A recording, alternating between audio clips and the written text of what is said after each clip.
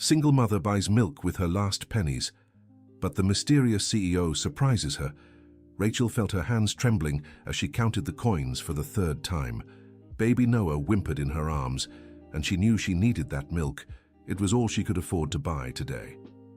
"That's $8.40, said Jessica, the cashier, looking impatiently at the line forming behind Rachel. Let me count again," Rachel murmured, feeling her face flush with shame. The coins slipped from her sweaty hands. $7.20. It was all that was left after paying the electricity bill that was about to be shut off. Behind her, an older woman sighed loudly, tapping her foot on the floor. A man in a dark suit watched everything from a distance, leaning near the shelves, but Rachel was too focused on her humiliation to notice. "Miss, there are more people in line," said Jessica, lowering her tone slightly as she noticed the desperation in Rachel's eyes. "I know, sorry," Rachel stammered, feeling tears burning her eyes. Noah began to cry louder as if sensing his mother's anguish. "Don't you have a cheaper milk? Anything will do." Jessica looked around, embarrassed. She recognized Rachel from the other times she had come to the supermarket, always buying the basics, always counting coins. The young mother couldn't be more than 25 years old, but the last few months had left marks of exhaustion on her face. "The cheapest one is this one," Jessica replied, almost whispering. Rachel felt the world spinning. How had she gotten there? 6 months ago, she had a job, a boyfriend, a life that made sense. Now she was there, in a supermarket in downtown New York City, unable to even buy a liter of milk for her son. The man in the suit approached the line. He was tall, with neatly cut dark hair and a serious expression. His shoes were expensive, as was the watch gleaming on his wrist. Rachel noticed him watching her and instinctively held Noah tighter against her chest. "Excuse me," said the man, addressing Jessica. His voice was firm but not threatening. "I'll pay for her purchase." Rachel turned abruptly to face him. "You don't have to, sir. I'll just take what I can afford," she said, trying to maintain her dignity. "It's not charity," he replied, taking his wallet from his jacket's inner pocket. "Let me help." "But I don't know you," Rachel protested, taking a step back. The man handed the card to Jessica, who was watching the scene with curiosity. "My name is Michael," he said, looking directly into Rachel's eyes. "And you don't need to know me to accept help." Jessica swiped the card through the machine and looked at Rachel, waiting for a decision. The line behind them was growing restless, but no one complained. There was something about the man's presence that commanded respect. "I can't accept," Rachel murmured, but her voice came out weak. Noah was crying louder now, and she knew she needed to feed him soon. "It's already paid for," Michael said simply, putting his card back in his wallet. "Take the milk for your son." Rachel took the bag with trembling hands, not knowing what to say. When she looked up to thank him, Michael was already walking away, moving between the shelves toward the exit. "Wait," she shouted, but he didn't turn around. Jessica watched her with a puzzled expression. "Who was he?" Rachel asked. "I've never seen him before," Jessica replied, shaking her head, "but by the looks of it, he has plenty of money." Rachel left the supermarket with her heart racing. On the sidewalk, she looked for the man, but he had disappeared. She looked at the bag in her hands and then at Noah, who had finally stopped crying. "What are we going to do now, my love?" she whispered to the baby, walking toward the bus stop. The March afternoon was warm, and the strong sun made the asphalt gleam. Rachel adjusted the cloth diaper she was using to protect Noah from the heat and boarded the bus that would take her back to the small room she rented on the east side. During the ride, she couldn't stop thinking about the strange encounter. Why had that man helped? What did he want in return? Suspicion fought against gratitude in her chest. Dear listener, if you're enjoying the story, please take a moment to leave a like and especially subscribe to the channel. It really helps us who are just starting out. Now continuing, the room Rachel called home was at the back of a house in Queens. Mrs. Jenkins, the owner, was a 60-year-old woman who had allowed her to delay the rent for 2 weeks, but her patience was wearing thin. "Rachel, you're here," Mrs. Jenkins called out as soon as she opened the gate. "I need to talk to you." Rachel's heart sank. She knew what was coming. "Hi, Mrs. Jenkins," she replied, trying to sound natural as she rocked Noah in her arms. "Dear, you know I like you and the baby, But I can't go without getting paid. I have my own bills too, Mrs. Jenkins said, with the tone of someone who had rehearsed those words. I know, Mrs. Jenkins. Just a few more days, please. I'm looking for a job, I swear. And where will you leave the baby when you get work? The woman asked, not out of malice, but because of the practical reality of the situation. Rachel had no answer for that. She had no close family, no money to pay for daycare, no one. Just her and Noah against the world. I'll figure something out, was all she could say. Inside the small room, Rachel breastfed Noah with the milk the stranger had paid for. As the baby hungrily drank the liquid, she looked around the small, simple space. A single bed, a wardrobe with a warped door, a small table with the baby's diapers and clothes. It wasn't much, but it was all they had. Her life had fallen apart, quickly. Brandon, Noah's father, had disappeared as soon as he found out about the pregnancy. He simply vanished, moved to another city, blocked her phone number. His family, especially Mrs. Anderson, her ex-mother-in-law, had been even worse. They blamed her for the situation and cut all ties. The job at the clothing store had lasted until her 6th month of pregnancy. The boss didn't want to take the risk of hiring an employee who would soon take maternity leave. Since then, Rachel had been surviving with sporadic work. Some cleaning jobs, selling sweets, anything she could do with Noah in her arms. That night, while Noah slept, Rachel lay awake thinking about the man from the supermarket, Michael. The name echoed in her mind along with his words. It's not Charity. But what else could it be? The next morning her phone rang. It was an unknown number. Hello? She answered cautiously. Rachel, this is Mitchell and Associates. We're contacting you about a job opening. Rachel nearly dropped the phone. A job opening, but I didn't send you my resume. We received a referral.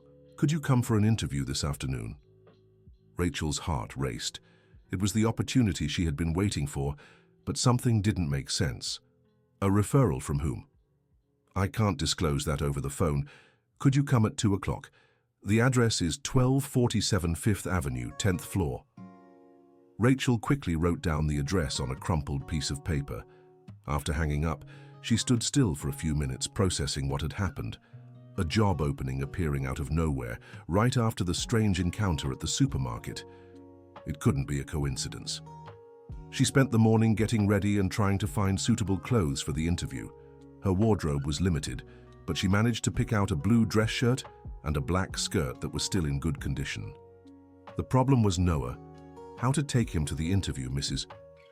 Jenkins, moved by the situation, offered to look after the baby for a few hours. Go on, dear, it's your chance, the lady said, picking up Noah gently in her arms. The building on Fifth Avenue was imposing, with a glass facade and gleaming marble. Rachel felt small as she entered the lobby, watching the well-dressed executives rushing by. The elevator took her to the 10th floor, where an elegant receptionist greeted her. Rachel Miller? The woman asked, smiling cordially. Yes, I'm here for the interview. Mr. Michael is waiting in the conference room. Rachel's blood ran cold. Michael. The same name as the man from the supermarket. It couldn't be the same person, or could it? The receptionist led her down a hallway with modern paintings on the walls to a room with a dark wood table and leather chairs. And there he was, the man who had paid for her groceries at the supermarket. Good afternoon, Rachel, said Michael, rising from his chair. He wore another suit, this one dark grey, but the same serious expression as the day before. It's you, Rachel murmured, unsure whether to enter the room or run away. Please, have a seat, he said, indicating a chair. Can we talk? Rachel hesitated for a moment, but necessity spoke louder. She entered the room and sat down, keeping her posture straight, despite her nervousness. Did you follow me? She asked directly. No, Michael replied, sitting on the other side of the table. But I need to explain a few things. How did you get my phone number? How did you know my full name? Michael opened a folder on the table and took out some papers. My company has a social program for hiring people in vulnerable situations. When I saw you yesterday, I realized you might fit the profile. That doesn't explain how you got my personal information. Rachel insisted, crossing her arms. "You're right," he admitted. "I used my contacts to find out who you were. I know it seems invasive, but I had good intentions." Rachel studied him for a few seconds. There was something in the way he spoke that seemed sincere, but she still distrusted him. "What kind of job?" "Administrative assistant. Starting salary of $3,000, meal vouchers, transit benefits, and health insurance." Rachel's eyes widened. It was more than she had ever earned in any previous job. "And what's the catch?" she asked, suspicious. "There's no catch. It's a normal job with business hours, official employment." "And Noah? My son. Where will I leave him?" "The company has a partnership with a daycare nearby. We subsidize part of the costs for employees." Rachel felt like she was dreaming. It was too good to be true. "Why are you doing this?" "You don't know me. You don't owe me anything." Michael looked away for a moment, as if choosing his words carefully. "Let's just say, I believe in giving opportunities to those in need." It wasn't a complete answer, but Rachel was too tired to question it. She needed that job, and if there was a chance to restart her life, she had to take it. "When can I start?" "Tomorrow, if you accept." She nodded, still trying to process everything. "There's one more thing," Michael said, hesitating. "You would work directly with me. You'd be my personal assistant." Rachel's heart raced again. Working directly with him meant she would discover his true motivations sooner or later. "That's fine," she replied, trying to sound professional. Michael smiled for the first time since they had met, and Rachel noticed he looked younger when he relaxed his expression. He must have been in his early 30s, his hair always neatly styled, with a presence that commanded natural respect. "Then it's decided. Tomorrow at 8 in the morning." Rachel left the building in a state of shock.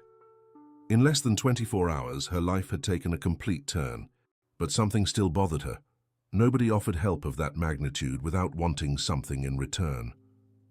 During the trip back home, she watched the city through the bus window. New York City had always seemed hostile and indifferent, but today she felt as if the city had finally given her a chance. Mrs. Jenkins was in the kitchen when Rachel arrived, with Noah sleeping in her arms. "So?" the lady asked eagerly. "I got it," Rachel replied, smiling for the first time in months. "That's wonderful, dear. I knew things would get better for you." That night, Rachel bathed Noah in the small plastic basin they used, talking to him about the future that now seemed possible. "Tomorrow, Mommy is going to work, my love. We'll have money to buy your things for a better place to live." Noah babbled something incomprehensible and smiled, as if he understood that something good was coming. But deep down, Rachel couldn't stop wondering what Michael's true intentions were. What if she found out she was being deceived? What if it was all a trap? She pushed those thoughts away. She had to believe she deserved a chance to start over. The next morning, Rachel woke up before the alarm. She put on her best outfit, the same one from the interview, and packed Noah's things to take him to daycare. Mrs. Jenkins had offered an extra hand, but Rachel preferred to see for herself the place where she would leave her son. The daycare was 3 blocks from the office, in a converted house with a playground in the backyard and colorful rooms. The director, Mrs. Sarah, was a friendly woman in her 50s who explained the entire routine while showing her around. "Noah will be fine here," said Mrs. Sarah, picking up the baby. "We have experience with little ones." Rachel felt a pang in her chest, leaving Noah with strangers for the first time, but she knew it was necessary. At the office, the receptionist, who introduced herself as Amanda, led her to a desk near Michael's office. "This is your desk," Amanda said. "Mr. Michael will be here in a few minutes." Rachel observed the surroundings. The office was modern, with new computers and a privileged view of the city. There were about 20 employees working in respectful silence. "Rachel?" Michael's voice made her turn around. "Good morning, sir," she replied, trying to sound professional. "Michael is fine. Shall we begin?" He led her into his office, which was spacious and elegant, with an executive desk, sofas for meetings, and shelves full of books. On the walls, diplomas and certificates, but no personal photos. "Your main role will be to organize my schedule, answer calls, prepare simple reports," Michael explained, sitting behind the desk. "Nothing too complicated at first." "I understand," Rachel said, picking up a notepad. "How is your son?" The question took her by surprise. She didn't expect him to be interested in Noah. "Fine, I left him at the daycare you recommended. Mrs. Sarah is very competent. You don't need to worry." The fact that he knew the director by name made Rachel wonder again about his motivations, but she decided to focus on her work. The first day passed quickly. Rachel organized documents, answered phone calls, and prepared coffee for a few meetings. It was simple work, but she felt useful again. During lunch, she went to pick up Noah from daycare. The baby was fine, he had eaten and slept, and Mrs. Sarah praised his behavior. "He's a very calm baby," the director said. "He'll adapt well here." By the second week of work, Rachel had already established a routine. She took Noah to daycare, worked until 6, picked up her son and went home. Her paycheck had arrived on time, and for the first time in months, she could pay all her bills on time. Mrs. Jenkins was overjoyed when Rachel paid off the back rent and even paid in advance. "I knew you could do it, dear," said the lady, emotional. But despite the improvement in her financial situation, Rachel remained intrigued by Michael. He was polite and professional, but there were moments when she caught him looking at her with a strange expression, as if he were thinking about something he couldn't say. Dear listener, if you're enjoying the story, please take a moment to like, and especially subscribe to the channel. It really helps us who are just starting out. Now continuing. It was on a Thursday that everything began to get complicated. Rachel was organizing some documents on Michael's desk when the receptionist announced there was a visitor. "There's a lady asking for Rachel," said Amanda. "Said she's family." Rachel's heart froze. Family? The only person it could be was Mrs. Anderson, Brandon's mother. But what would she be doing there? "Send her up," said Michael before Rachel could protest. "No, please," Rachel pleaded. "If it's who I think it is, I don't want to talk to her." "Who is it?" "The mother of Noah's father. She is not a good person." Michael watched her for a moment. "Do you want me to talk to her?" "I don't know. She can cause trouble." A few minutes later, Amanda appeared at the door accompanied by a woman of about 50, with graying hair and a severe expression. Mrs. Anderson wore simple but clean clothes, and her eyes scanned the office with curiosity and disapproval. "Rachel," said the woman in a tone mixing surprise and irony, "look where you ended up." "Mrs. Anderson," Rachel replied, rising from her chair. "What do you want?" "I came to talk about my grandson. I heard you got an interesting job." The insinuating tone made Rachel feel ashamed, as if she had done something wrong. "I worked honestly to get this job," she said, trying to maintain her dignity. Of course, Mrs. Anderson smiled coldly. "And where is the child now?" "At daycare. A safe and professional place." Michael had remained silent until then, but Rachel noticed he was watching the conversation closely. "Who are you?" Mrs. Anderson asked, turning to Michael. "Michael Mitchell. I'm Rachel's boss." "Ah, the boss," she repeated, with the same insinuating tone. "How lucky Rachel is, isn't it? Such a good job appearing just like that." "Rachel is a competent employee," Michael said coldly. "I'm sure she is," Mrs. Anderson smiled. "Well, Rachel, I came here because I'm thinking of asking for custody of Noah." The words hit Rachel like a punch in the stomach. "Custody? You have no right. He's my son." A single mother, with no means, leaving the child with strangers while she works. A judge might understand that the child would be better off with his grandmother. "You never cared about Noah. When you found out I was pregnant, you called me a gold digger." "Things have changed," Mrs. Anderson said calmly. "Now I see you're getting involved with influential people. That might not be good for a child." Rachel felt tears burning her eyes. After everything she had been through, now she had to face the possibility of losing Noah. "You can't do this," she said, her voice trembling. "I can, and I will, if necessary, unless we come to an agreement." "What kind of agreement?" "Shared custody. Noah spends half the time with me, half with you. That way he has a stable family figure." "He has a stable family? With me?" "A single mother who can barely support herself." Mrs. Anderson laughed bitterly. "Just last month you didn't even have money to buy milk. How did this happen, Rachel? How did you get this job so quickly? Mrs. Anderson's insinuations made Rachel feel dirty, as if she had done something shameful to get the job. I'll give you a week to think about it, Mrs. Anderson continued. Either accept shared custody or I'll take you to court. Wait a moment, Michael interrupted, rising from his chair. His voice was firm and cold. You are entering my office and threatening an employee. That constitutes harassment. Harassment? Mrs. Anderson laughed. I'm just talking about my grandson's well-being. You are blackmailing the child's mother, and that is not allowed here.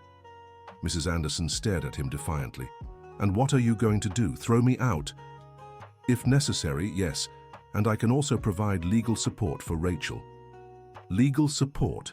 Mrs. Anderson repeated, her eyes gleaming with malice. How interesting, a boss so helpful. Rachel felt even worse. Mrs. Anderson's words made it seem like there was something inappropriate about her relationship with Michael. I think it's best if you leave, Michael said, walking toward the door. Fine, Mrs. Anderson agreed, but before leaving, she turned to Rachel. 1 week, Rachel. Think carefully about what is best for Noah. After she left, the office fell silent. Rachel was visibly shaken, and Michael closed the office door. Don't worry about her, he said, returning to his desk. How can I not worry? She might try to get custody of Noah. She can't. You are a present and responsible mother. No judge would take the child away from you just because you are working. But what if she makes up things about us? Rachel asked, blushing.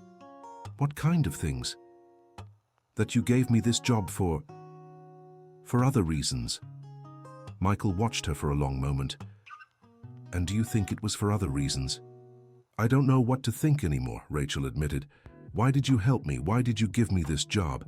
It doesn't make sense for a successful businessman to help a stranger. What if I said I have my personal reasons? What reasons? Michael hesitated, as if struggling internally with how much to reveal. I met someone very important in my life under similar circumstances, someone who needed help and had no one. Who? That is complicated to explain. Rachel felt he was hiding something important, but before she could insist, the phone rang. It was the daycare. Mrs. Rachel? It was Mrs. Sarah's voice. Noah has a fever. It would be good if you could come pick him up. Rachel's heart raced. I'm on my way. Go, said Michael. Take the rest of the day. If you need a doctor, the company has health insurance.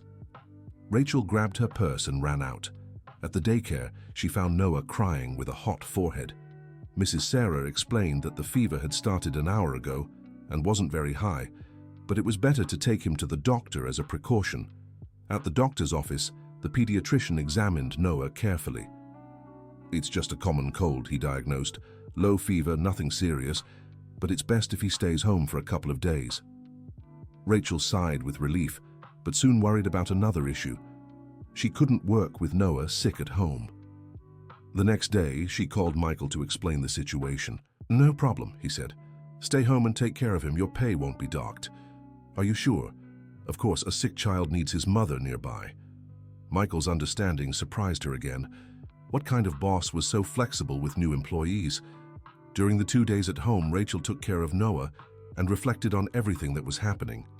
Mrs. Anderson's threat haunted her, but at the same time she felt grateful for the stability the job had brought. Noah improved quickly and was soon playing normally. On the morning of the third day, Rachel was getting ready to return to work when her cell phone rang. It was an unknown number. Hello? Rachel, this is Attorney Robert Johnson. I am representing Mrs. Anderson in a custody matter. Rachel's blood ran cold. How did you get my number? That's not important. I'd like to schedule a conversation to try and reach a friendly agreement. I have nothing to discuss. Mrs. Rachel, it would be better for everyone, especially for the child, if we resolved this without going to court. Noah stays with me, period. Are you in a position to hire a lawyer? The question hit Rachel right in the gut. She knew she wasn't. I'll think about it, she said and hung up. Her hands were shaking when she got to the office. Michael noticed immediately that something was wrong. What happened? Rachel told him about the lawyer's call.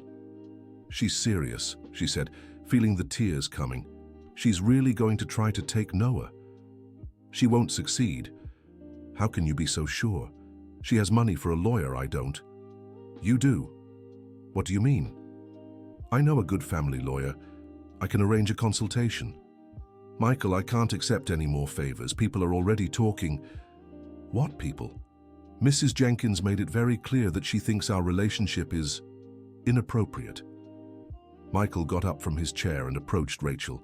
What do you think about our relationship? I don't know, she replied, blushing. I just know you've been very kind to me, more than any boss would be. And that bothers you? It confuses me. They fell silent for a moment, looking at each other. Rachel felt her heart racing, and Michael seemed to be struggling to say something. There's one more thing I need to tell you, he finally said. What? About why I helped you. I'm listening. Michael went back behind his desk, as if he needed distance for what he was about to say. I knew Miguel's father. Rachel felt as if the ground had disappeared beneath her feet. Knew? What do you mean, knew? Brandon Miller. He worked as a delivery driver here in the area. We did a few jobs together about 3 years ago. You were friends? Not exactly friends, but he helped me once. He helped me a lot. Rachel sat down heavily in the chair. And you knew who I was from the beginning? No. I only found out after I hired you, when I saw your full name on the paperwork. Brandon had told me about you and about the pregnancy. He told you about me. Rachel's voice came out as a whisper. He said he had made the biggest mistake of his life, that he had abandoned the woman he loved when she needed him most. The tears Rachel had been holding back finally streamed down her face. If he regretted it, why didn't he come back? Pride, fear, the same things that make people make irreversible mistakes. And you decided to help me because of him. Initially, yes, I felt responsible somehow. Responsible for what? Michael hesitated for a long time before answering. Brandon had saved my life, literally. And when he came to me a few months ago, desperate, asking for help to come back to you and your son, I didn't pay proper attention. He came to you? Yes. He said he had made the biggest mistake of his life, that he wanted to come back and take responsibility. He was trying to save up money. He wanted to show up to you with something concrete to offer. Rachel felt as if she were in a dream. Brandon had wanted to come back. And what happened?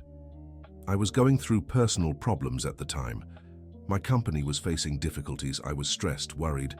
When Brandon came to talk to me, I listened to him, but I didn't give it the importance it deserved. I told him that things always work out, that he should go after you when he felt ready. And he never showed up again? No. I tried to talk to him a few weeks later, but he had changed his phone number, his address. He disappeared. Rachel began to cry harder. All the anger she felt toward Brandon, all the bitterness over the rejection was now mixed with a new pain, the pain of knowing that maybe he had wanted to come back. Is that why you helped me? Guilt. At first, yes. But then what? Then I got to know you. I saw how you fought for your son. I saw your strength, your dignity, and it became about you, not about Brandon. Rachel didn't know what to say. She felt manipulated, but at the same time, she understood that Michael had been sincere within his limitations. You should have told me from the beginning. I know, I was wrong. And now, what do we do now? Now you decide whether you want to keep working here, and whether you want my help with the lawyer. Rachel stayed silent for several minutes, processing everything she had discovered. I need time to think. I understand. And I need to pick up Noah. Mrs. Sarah must be worried. Of course, you can go. At the daycare, Mrs. Sarah noticed that Rachel was upset. Are you okay, dear? Just some personal problems, Rachel replied, picking up Noah. If you need to talk, I'm here. Sometimes it helps to vent to someone who isn't involved in the situation. Rachel smiled weakly and thanked her. On the way home, she looked at Noah and wondered if she was making the right decisions. He deserved stability, security, and the job with Michael offered that. But he also deserved a mother who wasn't living a lie. At home, Mrs. Jenkins noticed her state. What's wrong, honey? You look like you've seen a ghost. Rachel told her everything, about Mrs. Anderson, about Michael, about Brandon. Mrs. Jenkins listened in silence, shaking her head occasionally. "My dear, life really is complicated," the lady said when Rachel finished. "But one thing I know, that man, that Michael, may have started helping you out of guilt, but he keeps doing it because he likes you. How can you be so sure? Life experience. A man doesn't put in that much effort just out of guilt. And another thing, it doesn't matter why he started helping you. What matters is whether you can trust him now. And what if Mrs. Anderson really manages to get custody of Noah? Then you fight. With or without a lawyer, with or without Michael, you're that boy's mother, and a mother doesn't give up." That night, Rachel had trouble sleeping. Noah woke up twice, as if he could feel his mother's restlessness. In the early morning hours, she finally made a decision. Dear listener, if you're enjoying the story, please take a moment to like and especially subscribe to the channel. It really helps us who are just starting out. Now, back to the story. At the office, Michael waited for her with a cup of coffee. "How are you feeling?" he asked. "Confused but decided," Rachel replied. "I want to keep working here." "Are you sure?" "I am, but with a few conditions." "What are they?" "First, our relationship is strictly professional. Second, if you're going to help me with a lawyer, I'll pay you back when I can. Third, no more secrets. I agree to everything. And I want to know more about Brandon, everything you know." Michael nodded. "He worked at a delivery company downtown. He was responsible, always on time, but he seemed to carry a very heavy burden. When he talked about you, his eyes would light up, but he always ended up saying he had messed everything up. Why did he run away when he found out about the pregnancy? Fear. He came from a complicated family, never had any examples of how to be a father. He thought he wouldn't be able to support a family. But he regretted it later. Very much. He said he couldn't sleep properly, that he thought about you and the baby every day." Rachel felt her heart breaking. All the anger she had held toward Brandon was turning into a deep sadness. "Where is he now?" "I don't know. I tried to find him several times, but it seems like he really disappeared." "Maybe it's for the best," Rachel said, more to herself than to Michael. "Rachel, there's one more thing." "What now?" "The lawyer I mentioned. He wants to speak with you this afternoon. Did you already schedule it? I thought it would be important to act fast. Mrs. Anderson isn't playing around." Rachel nodded. She was tired of running from her problems. The lawyer, Mr. Richard Thompson, was a 50-year-old man with a lot of grey hair and a calm way of speaking. His office was in an elegant building on the Upper East Side. "From the description Michael gave me, Mrs. Anderson doesn't have a real chance of getting custody," he said after hearing the whole story. "How can you be so sure? The law favors the biological mother, especially when the child is very young. Besides, you have a stable job, you live in a suitable place, and there's no indication of neglect." "But she said she has a lawyer. She's probably trying to scare you. It's a common tactic. And if she actually files the lawsuit, then we contest it. But I believe when she realizes she doesn't have a chance, she'll give up." Rachel felt more relieved but still worried. "How much do your services cost?" "For this case, nothing." "What do you mean?"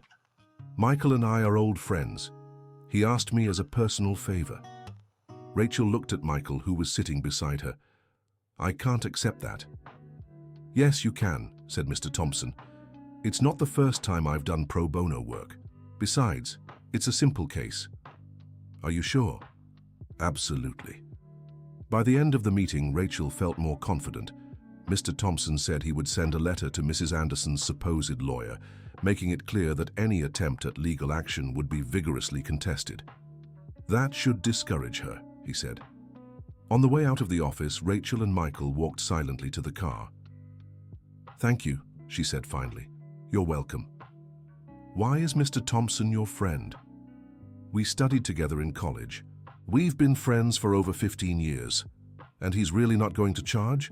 Really? Why?" Because when I needed a lawyer years ago, he helped me without charging. Sometimes people help each other, Rachel. It's not always about interest or manipulation. She looked at him sideways. There was sincerity in his voice. Michael, can I ask you a personal question? Of course. Why don't you have a family? You're not married. No children. His expression closed off slightly. I did. My wife and I tried to have children for a long time. When we finally did, there were complications during the birth. Rachel felt a chill in her stomach. We lost them both. Jennifer and the baby. My God, Michael, I'm so sorry. It was 2 years ago, in the same hospital where your Noah was born. Now Rachel understood Michael's motivation better. It wasn't just about Brandon. It was about loss, about second chances, about finding a purpose after tragedy. Is that why you helped me? Part of the reason, yes, seeing you with Noah. It reminded me of what I had lost, but it also gave me hope that life can work out for some people. Rachel felt like crying, not from sadness, but from a complex emotion that mixed compassion, gratitude, and something else she couldn't name. Are you doing better now? Some days are better than others. Working helps keep my mind occupied. And helping other people, that helps too. They arrived at the office in contemplative silence. Rachel felt closer to Michael now that she knew his story, but also more confused about her own feelings.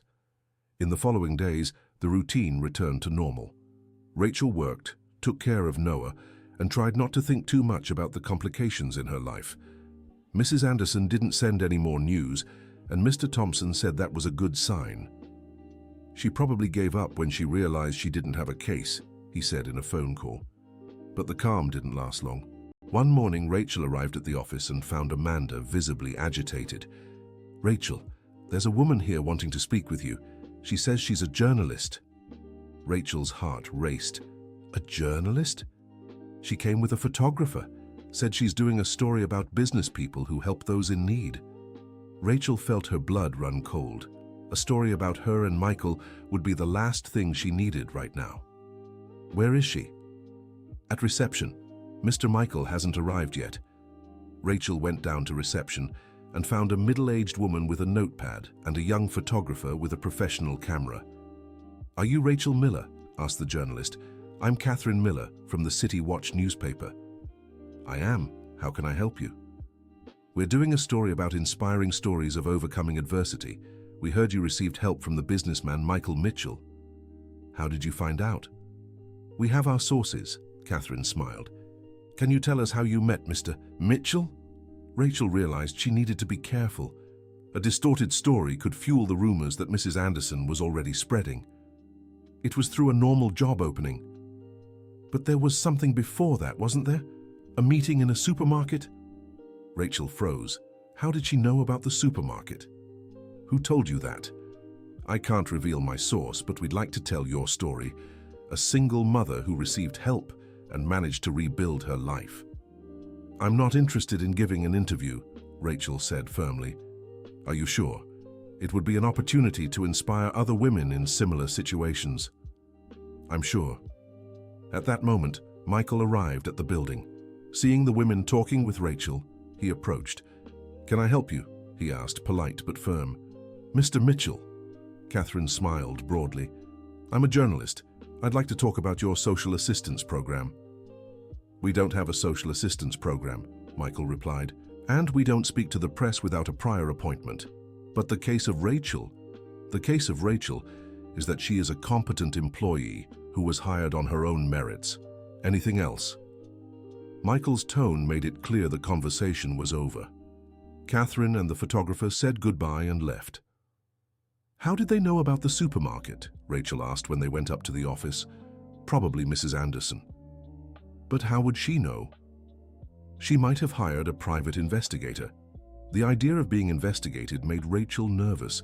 If Mrs. Anderson was documenting her life, maybe the court case was more serious than they imagined. I need to call Mr. Thompson, she said. The lawyer confirmed her suspicions. If she hired an investigator and is talking to the press, she's laying the groundwork for a more aggressive action, he said. Let's get ahead of this. I'll file a claim for unlawful harassment. Won't that make things worse? On the contrary, It will show she's acting in bad faith. That afternoon, Rachel left early to pick up Noah from daycare. Mrs. Sarah called her aside privately. "Rachel, a woman showed up here today asking questions about you and the baby." "What kind of questions?" "Who pays for daycare if you always pick up Noah on time, if you leave him with other people?" "And what did you say?" "That you are an exemplary mother and that I have nothing negative to say." Rachel thanked her, but her worry grew. Mrs. Anderson was indeed conducting a full investigation. At home, she talked about the situation with Mrs. Jenkins. "That woman won't give up easily," the lady said, "but don't worry. Anyone who sees you taking care of Noah knows you're a dedicated mother. What if she manages to make things up? She won't succeed. The truth always comes out." That night, Rachel had trouble sleeping. She felt as if she were being watched, as if her private life were being dissected by strangers. The next morning, Michael called her into his office. "I received a call from Mr. Thompson. Mrs. Anderson has indeed filed for custody." Rachel felt her legs go weak. "What now?" "Now we fight. He said the petition is weak, based mostly on insinuations." "What kind of insinuations?" "That you maintain an inappropriate relationship with me in exchange for professional benefits." Rachel flushed with anger and shame. "That's a lie." "I know. And we're going to prove it." "How?" "With witnesses. Mrs. Sarah, Mrs. Jenkins, Amanda, other employees. They can all attest to your character and our professional relationship." "What if it's not enough?" "It will be. Mr. Thompson is confident." But despite Michael's reassuring words, Rachel felt terrified. The possibility of losing Noah was unbearable. For the rest of the week, she tried to maintain her normal routine, but she was constantly on edge. Every unknown phone call, every strange look on the street made her think Mrs. Anderson was plotting something new. It was on a Friday that she received the court summons. The official paper in her hands made it all too real. She had 2 weeks to respond to the custody petition. "Rachel," Michael appeared at her office door. "Do you want to talk?" She showed him the paper, unable to speak. "We'll get through this together," he said, sitting beside her. "You're not alone." "What if I lose Noah?" "You won't lose him." "How can you be sure?" "Because you're a wonderful mother, because you have support, because justice works most of the time." Rachel rested her head on his shoulder for a moment, allowing herself to feel the comfort he offered. It was the first time she had allowed herself that kind of closeness. "Michael?" "Yes?" "Thank you for not giving up on me." "I will never give up on you." There was something in the way he said it that made Rachel look into his eyes. She saw something there she hadn't noticed before, or hadn't allowed herself to notice. "Michael, Rachel, They were interrupted by Amanda knocking on the door. "Excuse me, there's a man here asking to speak with Rachel. He says it's urgent." Rachel and Michael quickly moved apart, both blushing. Rachel composed herself and went down to the reception. Waiting for her at the reception was a thin man, about 30 years old, in simple clothes with a nervous look. When he turned around, Rachel felt as if she had seen a ghost. "Brandon?" she whispered. "Hi, Rach." It was him. Noah's father, the man who had abandoned everything, was there, standing in the reception of the office where she worked. "What are you doing here?" she asked, feeling a mix of anger, shock, and confusion. "I need to talk to you. It's about Noah." "Now you want to talk about Noah after 6 months?" I know I messed up, but I found out my mother is trying to get custody of him." "How did you find out?" "She called me. Said she was going to do whatever it takes to take Noah from you." Rachel felt like screaming, crying, hitting him, but at the same time, part of her had been waiting for this moment for months. "And what did you come to do? Help me?" "Now, I came to take responsibility," said Brandon, his voice firm. "I want to officially establish paternity. I want to give my name to Noah and stop my mother from doing this crazy thing." 6 months too late, Brandon. "I know, and I know you might hate me for the rest of your life, but I can't let her hurt you and our son." Michael had come down and was watching the conversation from a distance, ready to step in if needed. "Rach, can we talk in private?" Brandon asked. Rachel looked at Michael, who nodded discreetly. "There's a meeting room over there," she said, pointing to a door near the reception. In the meeting room, Brandon seemed smaller, more fragile than Rachel remembered. The last few months had been difficult for him too. "Why did you run away?" she asked directly. "Fear, cowardice. I thought you and the baby would be better off without me. That decision wasn't yours alone to make. I know. I made the biggest mistake of my life." "And why did you come back now?" "Because I couldn't live with myself. And because when my mother told me what she was planning, I realized I needed to do what was right." Rachel studied him. He seemed sincere, but sincerity didn't erase months of abandonment. "What exactly do you want?" "I want to take on the fatherhood. I want to help with Noah's expenses, and I want to stop my mother from continuing with this harassment." "Are you in a position to help financially?" "I got a steady job at a shipping company. I don't earn much, but I can help." "And where were you all these months?" "In Newark, working, trying to save money to come back." "You could have called, Brandon. You could have sent a message." "I know, I was ashamed, afraid of your reaction." Rachel felt torn. Part of her wanted to scream at him, to expel all the accumulated anger and frustration. Another part recognized that Noah deserved to have his father present, and that Brandon's presence could really help against Mrs. Anderson. "If I accept you taking on the fatherhood, what are your expectations?" "I want to know my son. I want to be present in his life. But I understand that you are the mother, that you handled everything alone. I don't want to get in the way." "And your mother?" "I'll talk to her. I'll make it clear that if she continues with this, she'll lose me too." Rachel stayed silent for a few minutes, thinking. The situation was complicated, but Brandon could be the key to solving the problem with Mrs. Anderson. "I want you to meet Noah first," she finally said. "If he adjusts well to you, we'll talk about the rest." "When?" "This afternoon. I'll pick him up from daycare at 6. You can meet us at the park in Queens." "Thank you, Rach. Thank you for giving me a chance." After Brandon left, Rachel returned to the office visibly shaken. Michael was waiting for her in his office. "How did it go?" "Confusing," she answered, sitting heavily in the chair. "He wants to take on the fatherhood." "And are you going to let him?" "I don't know yet, but maybe it's the solution to the problem with Mrs. Anderson." "And how do you feel about him?" Rachel thought for a moment. "I don't feel angry anymore. It's strange. I expected to feel hate, to want to scream at him, but I just feel tired." "Tired?" "From carrying everything alone. From making all the decisions alone. If he really wants to take responsibility, maybe it will be good for Noah. And for you, for me. I don't know yet." Michael nodded, but Rachel noticed he was worried. "Michael, if Brandon officially takes on the fatherhood, do you think that changes anything between us?" "Why would it change?" "Because you said you helped me because of him. If he comes back, you might feel free from the obligation." Michael got up from his chair and approached her. "Rachel, what I feel for you has nothing to do with Brandon. Not anymore." "What do you feel for me?" He hesitated for a moment, as if deciding whether or not to answer. "I think you already know." Rachel felt her heart racing.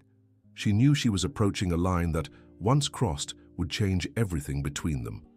"Michael, you don't need to say anything now," he interrupted. "First resolve the situation with Brandon and your mother-in-law. Then we'll think about the rest." Rachel nodded, grateful for his understanding. That afternoon, she went to pick up Noah from daycare with her stomach in knots from nervousness. How would the baby react to meeting his father, and how would she herself react to seeing them together? In the park in Queens, Brandon waited for her sitting on a bench, visibly nervous. When he saw Rachel arriving with Noah in the stroller, he immediately stood up. "He's grown so much," he said, his voice choked up. "He's 6 months old now," Rachel replied, stopping the stroller near the bench. Noah looked at Brandon with curiosity, without fear but also without recognition. "Can I hold him?" Brandon asked. Rachel nodded. Brandon picked up Noah carefully, as if he were made of glass. The baby watched him for a few seconds and then smiled. He smiled at me, Brandon said, his eyes watery. He smiles at everyone, Rachel replied, but without malice. Does he look like me? A little. He has your eyes. They spent an hour in the park, with Brandon holding Noah, talking to him, trying to build a connection. Rachel watched, trying to process her feelings. Rach, can I ask you a question? Brandon said, handing Noah back to her. Sure. Are you seeing someone? Why do you want to know? Curiosity. And because I still care about you. Rachel looked him in the eye. Brandon, you gave up the right to care about me when you disappeared. I know. I just wanted to know if you're happy. I'm trying to be. What about your boss, Michael? Rachel was surprised by the question. How do you know about Michael? My mother mentioned it. Said that you two... Well, never mind. Said what? That you're in a relationship. Your mother is spreading lies to damage my reputation. And it's not true? Rachel hesitated. It wasn't true, but it wasn't completely a lie either. There was something between her and Michael, something that was growing. My personal life is none of your business, Brandon. You're right, I'm sorry. They said goodbye with the agreement that Brandon could see Noah twice a week, always with Rachel present. It was a start. On Monday, Mr. Thompson called with news. Brandon went to Mrs. Anderson's lawyer, he said. Made it clear that if she continues with the lawsuit, he will testify in your favor. And that works. Perfectly. The biological father's testimony in favor of the mother is decisive in cases like this. So Mrs. Anderson will give up? Probably. But let's wait for the official response. Rachel felt relieved, but also confused about everything that was changing in her life. Brandon was back, trying to build a relationship with Noah. Michael was showing feelings she didn't know how to reciprocate, and she herself felt lost in the middle of it all. It was Amanda who brought the news that would change everything again. Rachel, a woman showed up here asking for you, said the receptionist. But this time it wasn't a journalist or the lady who came before. Who was it? She said she's a social worker, came to do an evaluation for the custody process. Rachel's blood ran cold. Social worker meant the lawsuit was really moving forward, despite the hopes that Mrs. Anderson would give up. What did she want? To ask questions about your job, your relationship with Mr. Michael, your financial conditions. And what did you say? The truth. That you're an exemplary employee, punctual, dedicated. That Mr. Michael treats you professionally like any boss would treat a subordinate. Thank you, Amanda. But Rachel knew the social worker's visit wasn't good news. It meant that despite Brandon's efforts, Mrs. Anderson hadn't given up. Michael confirmed her suspicions. Mr. Thompson said it's normal procedure. Even if Mrs. Anderson withdraws the request, the social worker needs to complete the evaluation. Will she want to visit my home? Probably. And if she doesn't like what she sees? Rachel, you live in a clean, organized place where Noah has everything he needs. There's nothing to worry about. But Rachel worried anyway. The little room in Mrs. Jenkins's house was simple, small. What if the social worker deemed it inadequate? Michael, can I ask you something? Of course. If it goes wrong, if I lose Noah, could you help me get him back? It won't go wrong. But what if it does? Michael looked at her seriously. If it goes wrong, we'll fight until the end, I promise. The social worker's visit was scheduled for the following Thursday. Rachel spent the previous days cleaning and rearranging the room, buying new clothes for Noah, leaving everything impeccable. Mrs. Jenkins was also nervous. If she asked questions about you, what should I say? The lady asked. The truth, that I'm a punctual tenant, that I take good care of Noah, that I don't cause trouble. And if she asks about male visitors? Rachel blushed. Brandon had visited twice, but always briefly and always to see Noah. You can say that Noah's father comes to see him occasionally, always at appropriate times. And your boss? Michael has never come here. It was true. Despite the closeness growing between them, Michael had always maintained a respectful distance from her personal life.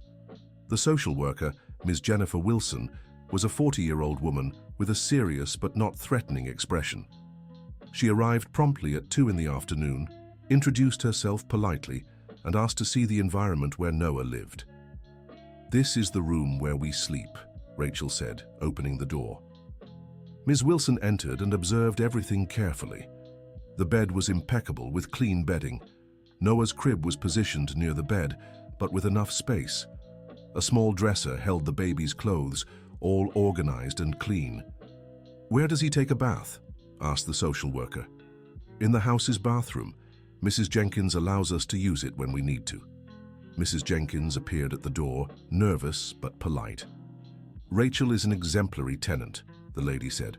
"Always pays on time, never causes trouble, and the baby is a darling." "How long has she lived here?" Ms. Wilson asked.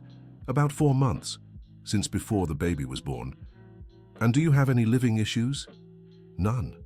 She is very respectful, quiet. The baby hardly ever cries." Ms. Wilson made notes on her clipboard and then addressed Rachel. "Can we speak in private?" They sat in Mrs. Jenkins' small living room, who discreetly withdrew.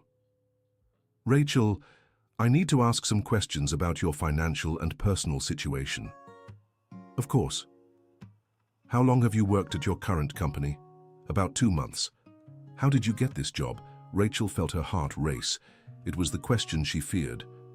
"Through a referral." "From whom?" "From the boss himself. He found out I was looking for a job." "And how did he find out?" Rachel hesitated.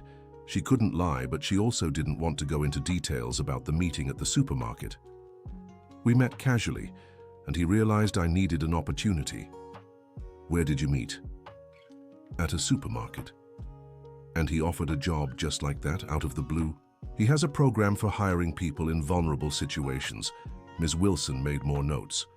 "Rachel, there has been a complaint that you maintain an inappropriate relationship with your boss in exchange for professional benefits. What do you have to say about that?" "It's a lie," Rachel answered firmly. "My relationship with my boss is strictly professional. Has he ever been here at your home?" "Never." "Have you ever gone out together outside of work?" "Only for meetings with a lawyer related to this case." "Does the child's father participate in raising his son?" "Recently, yes. He was absent but came back and wants to take responsibility." "And how do you feel about that?" "I think it's good for Noah to have his father present." The interview continued for another hour with questions about Noah's routine, his medical care, daycare, Rachel's future plans. When it ended, Ms. Wilson said she would make her report and send it to the judge. "When will I know the result?"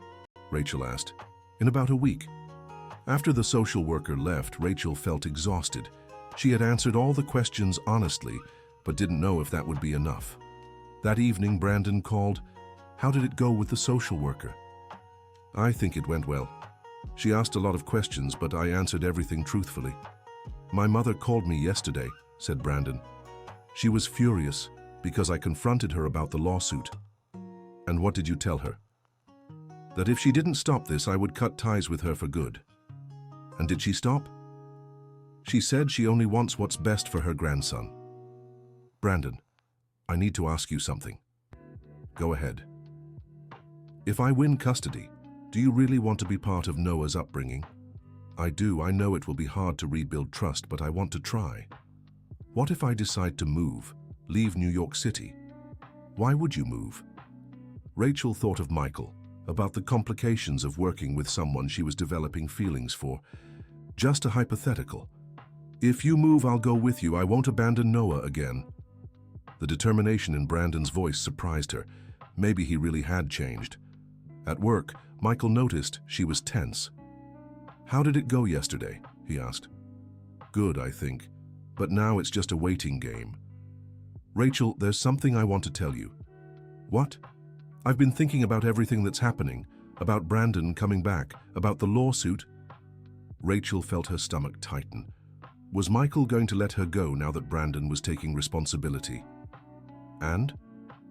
"I want you to know that no matter what happens, you have a place here. Not as a favor, not as charity, but because you're a valuable employee." "Thank you. And there's one more thing." "Go on." "When this whole situation is resolved, I'd like to ask you out to dinner. A real dinner, just the two of us." Rachel felt her heart race. Michael, you don't have to answer now. I just wanted you to know how I feel. How do you feel? That you're the bravest person I know, that I admire your strength, your dedication to Noah, and that I'd like to get to know you better outside of a professional context. Rachel looked into his eyes and saw sincerity there. What will people say? Let them talk. What others think doesn't matter if we know the truth. And Brandon? What about Brandon? He's back.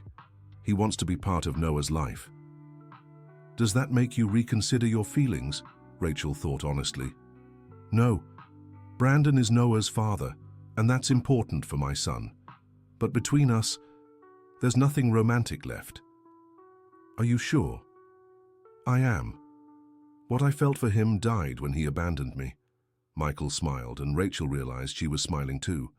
So, about that dinner, first let's resolve the lawsuit. Then we'll talk. The week of waiting for the social worker's report passed slowly. Rachel tried to maintain a normal routine, but was constantly anxious. Brandon continued visiting Noah regularly, and little by little a cordial relationship was forming between them. It was on a Friday morning that Mr. Thompson called. "The report is in," he said. "It's very favorable to you." Rachel almost cried with relief. "What does it say?" "That you provide a suitable and loving environment for the child, that you have stable financial means, and that there's no evidence of neglect or inappropriate behavior. And about my relationship with Michael, the social worker concluded there's nothing inappropriate. She interviewed several employees at the company, and they all confirmed you maintain a strictly professional relationship. So we won?" "Pretty much. Mrs. Anderson's lawyer has already indicated they'll drop the petition." Rachel hung up the phone and stood still for a few minutes, trying to process that she was finally free from the threat of losing Noah. "Good news?" Michael asked, appearing in the doorway. "The best," she replied, and without thinking ran to hug him. Michael hugged her back, holding her tight against his chest. For a moment, they forgot they were in the office, that there were other people around. "It's over," Rachel murmured against his shoulder. "It's over," he confirmed, kissing the top of her head. When they pulled apart, they were both flushed, but smiling. "And now?" he asked. "Now I'm going home to tell Mrs. Jenkins. I'll pick up Noah early from daycare and we'll celebrate." "What about dinner?" "How about tomorrow night?" "Perfect." Rachel left the office feeling lighter than she had in months. The fight was over, Noah was safe, and she could finally think about the future without fear. At the daycare, Mrs. Sarah was overjoyed at the news. "That's wonderful, dear. I never doubted you would win. Thank you for all your support. Noah is lucky to have a mother like you." At home, Mrs. Jenkins prepared a special lunch to celebrate. "I knew everything would work out," the woman said, serving Rachel's favorite dish. "You are a wonderful mother." "Mrs. Jenkins, I need to tell you something." "What is it, dear?" "I'm thinking about moving. Renting a small apartment just for me and Noah." "Oh, what a shame, but I understand. You need your own space. You've been like a mother to me these past months, and you've been like a daughter, but don't worry, we'll still see each other." That night, Rachel gave Noah a bath, talking to him about the future. "Daddy will keep coming to see us, my love, and you'll keep going to daycare with Mrs. Sarah, and Mommy will keep working, but now without fear." Noah babbled something and smiled, as if he understood that something good had happened. Dinner with Michael was set for a discreet and elegant restaurant in Williamsburg. Rachel chose a navy blue dress she had bought with her first paycheck, simple but pretty. Michael picked her up promptly at 8 o'clock. He was nervous, she noticed, which made her feel more at ease. "You look beautiful," he said when she got in the car. "Thank you. You look very handsome too." The restaurant was cozy, with soft lighting and gentle music. They got a reserved table away from prying eyes. "How do you feel now that it's all over?" Michael asked after they ordered their food. "Free," Rachel answered. "For the first time in months, I can think about the future without fear." "And what do you see in that future?" "An apartment of our own, Noah growing up happy, maybe going back to school." "And relationships?" he asked, smiling shyly. "It depends." "On what?" if someone worthwhile comes along. Am I worthwhile? Rachel looked into his eyes. You saved me, Michael, not just with the job, but with hope. You showed me there are still good people in the world. You saved yourself. I just offered an opportunity. It was more than that. Was it? You made me feel like I deserved to be helped, that it wasn't charity, but that I had value. You have great value. They talked about everything, about the past, about future plans, about Noah, about the feelings that had grown between them during those difficult months.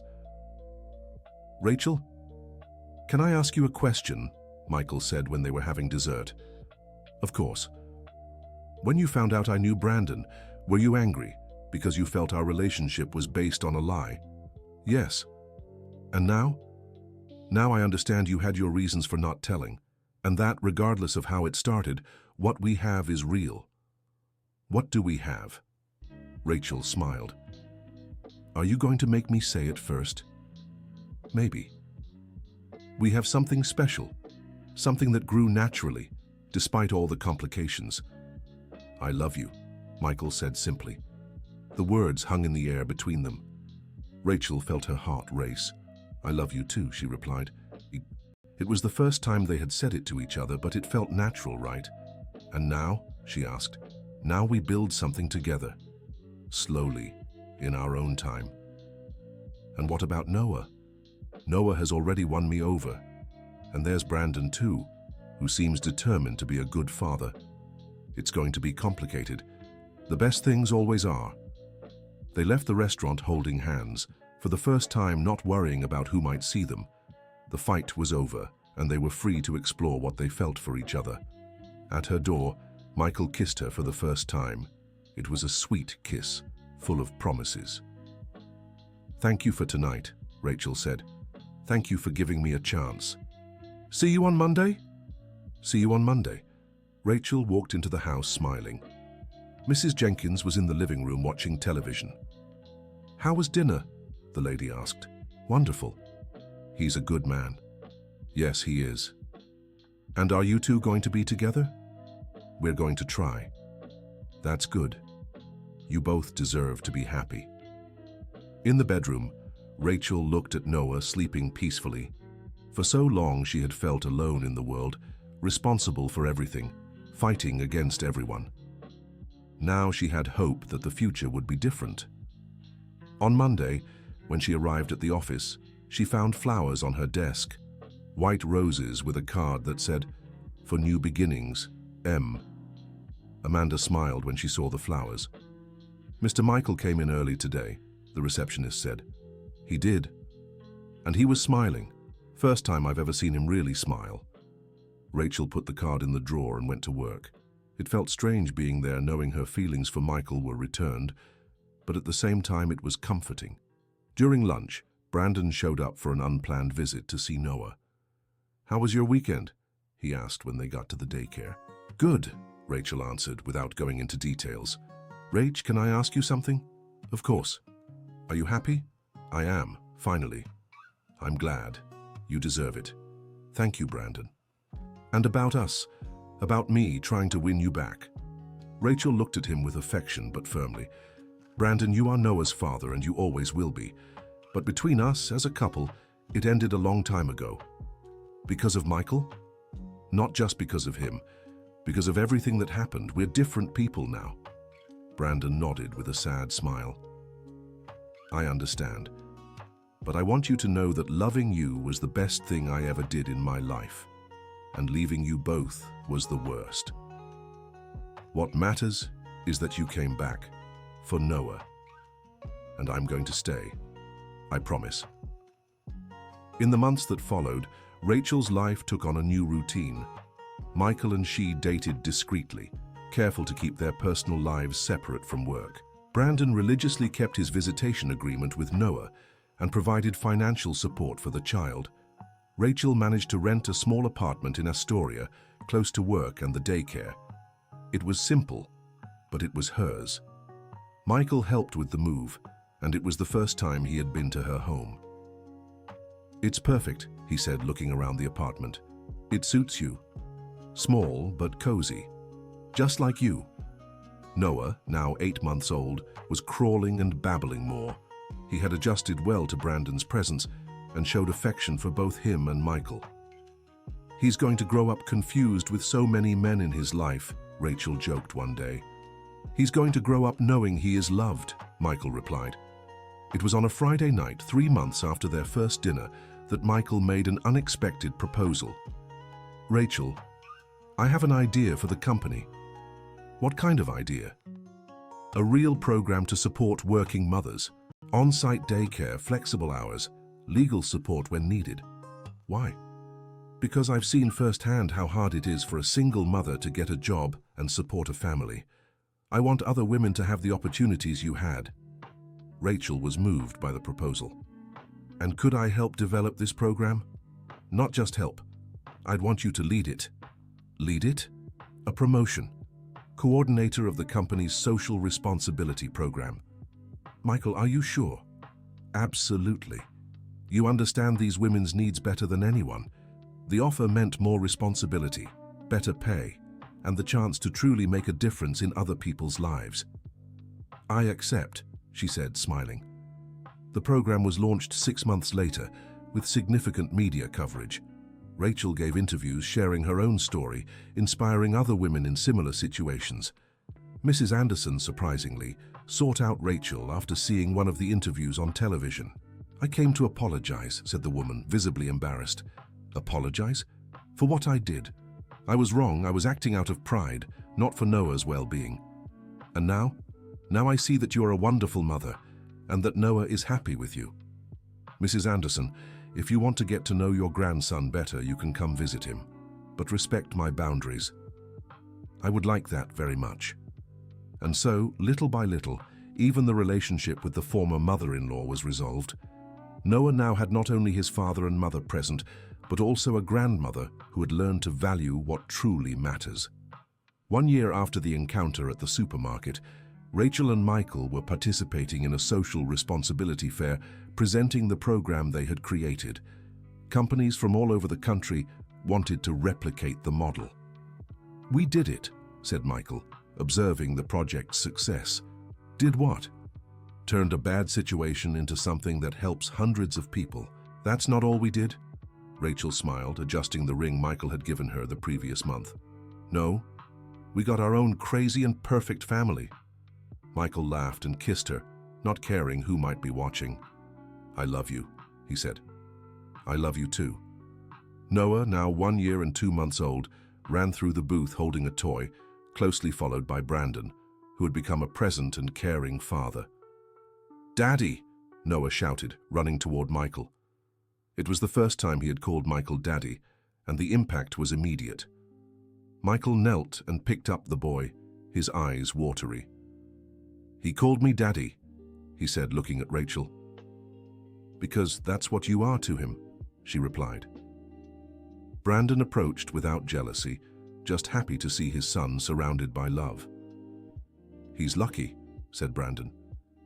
"He has 2 families who love him." "And you?" Rachel asked. "How are you feeling?" "At peace," Brandon answered. Finally at peace. That night in their apartment, Rachel reflected on everything that had changed in her life. 12 months earlier, she was counting coins to buy milk, desperate and without prospects. Now she had a job she loved, a man who loved her, a happy and healthy son, and the possibility of helping other women find the same path. "What are you thinking about?" Michael asked, hugging her from behind as she looked out the window. "About how unpredictable life is." "In a good way? In the best way possible?" "Any regrets?" Rachel thought honestly. "None. Not even about Brandon leaving." "Why?" "Because if he hadn't left, I would never have gone through that at the supermarket. I would never have met you. Do you believe in fate? I believe in people making the right choices at the right times. And did I make the right choice? We made the right choice." Noah appeared in the living room, chasing a stuffed cat, laughing loudly. Michael picked him up, and the 3 stood there, hugging, looking at the city through the window. "Michael," Rachel said. "Yes? Thank you for paying for that milk." Thank you for letting me pay." It was a simple conversation, but it summarized the entire journey they had taken together. A chance encounter, help offered without ulterior motives, and the gradual building of something bigger than either of them had imagined.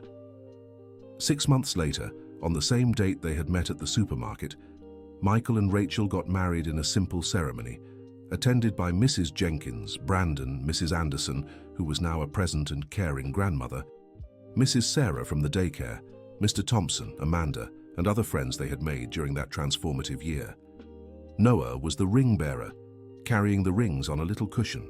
Brandon was the one who walked Rachel down the aisle, a decision that initially seemed odd, but which perfectly symbolized how everyone had learned to turn complicated situations into moments of love and reconciliation.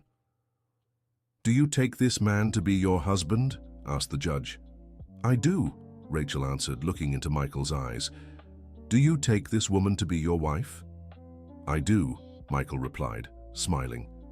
The wedding kiss was applauded by all present, but especially by Noah, who clapped his little hands without fully understanding what was happening, but sensing it was something very good. At the reception, held in the company's event hall, Rachel shared a special moment with each person who had been important on her journey. "Mrs. Jenkins, thank you for taking me in when I needed it most. My dear, you brought joy to my home. I'm the one who should thank you. Brandon, thank you for coming back and for being a wonderful father to Noah. Rach, thank you for giving me a second chance and for showing me that it's possible to start over. Mrs. Anderson, thank you for giving up the fight and for being a present grandmother. My dear, thank you for teaching me that love isn't about possession, it's about care." When the reception ended, Rachel and Michael went home, now officially the home of the three of them, since Michael had moved into her apartment a few weeks before the wedding. "How do you feel, Mrs. Mitchell?" Michael asked, using her last name for the first time. "Fulfilled," Rachel answered. "Completely fulfilled." "And scared?" "A little. It's too much happiness for one person." "Well, good thing there are three of us now." Noah was already asleep in his room, tired from the party. They watched him for a few minutes, this little boy who had been at the center of all the struggle and was now growing up surrounded by love. "He has no idea everything we went through because of him," Rachel whispered. "One day we'll tell him. When he's older. When he needs to know that it's worth fighting for what's important." 2 years later, Rachel was pregnant again. The news came on a Tuesday morning when she took the test before leaving for work. "Michael," she shouted from the bathroom. "What is it?" He appeared running, thinking something was wrong. "I'm pregnant." The smile that spread across his face was bigger than any smile Rachel had ever seen. "Really?" "Really." He picked her up and spun her around, kissing her repeatedly. "Noah is going to have a little brother," he said, emotional, "or a little sister. Either way, what matters is that it will be ours." The pregnancy was smooth, closely monitored, and without the financial worries that had marked Noah's pregnancy. Brandon was excited about the idea of Noah having a sibling and helped prepare the boy for the baby's arrival. "You're going to be a big brother," Brandon explained to Noah, who was now 2 years old and understood most things. "You'll have to take care of the baby." "How do I take care?" Noah would ask. "Teach things, protect, be a friend." Noah took this responsibility very seriously, always kissing Rachel's belly and talking to the baby. "Hi, baby. It's Noah. I'm waiting for you." The company had grown a lot, and the social responsibility program Rachel led had already helped more than 200 women find jobs and stability. Stories like hers repeated weekly, each one unique, but all with the same outcome: the chance to start over. "You've changed so many lives," Michael said one day, flipping through the program's annual report. "We've changed so many lives," Rachel corrected, "especially mine." It was on a sunny March morning that Emma was born, a red-haired girl like her mother, but with her father's dark eyes. Noah met her at the hospital and immediately declared himself her official protector. "She's so tiny," he said, watching his sister with fascination. "You were like that too when you were born," Rachel explained. "And now I'm big." "Now you're the big brother. That's an important responsibility." Noah nodded solemnly, as if receiving an official mission. The return home was filled with care and affection. Mrs. Jenkins had prepared the apartment, Brandon brought flowers, Mrs. Anderson knitted a little blanket, and Michael wouldn't leave Rachel and Emma's side. "We're officially a big family now," Rachel joked, looking around the room full of people she loved. "The best family in the world," Noah declared, making everyone laugh. That night, when everyone had left and the children were sleeping, Rachel and Michael sat in the living room to process everything that had happened. "4 years ago, I was counting coins to buy milk," Rachel said. "Today I have 2 children, a company, a husband I love, and a life I couldn't even have imagined in my wildest dreams." "And I was empty, just living for the sake of living," Michael added. "Today I have a family, a purpose, and a happiness I thought I'd never feel again. Can you believe it all started with a gallon of milk? I believe it all started with you having the courage to walk into that supermarket, even without enough money, and you having the kindness to help a stranger. We weren't strangers. We were 2 people who needed each other. We just didn't know it yet."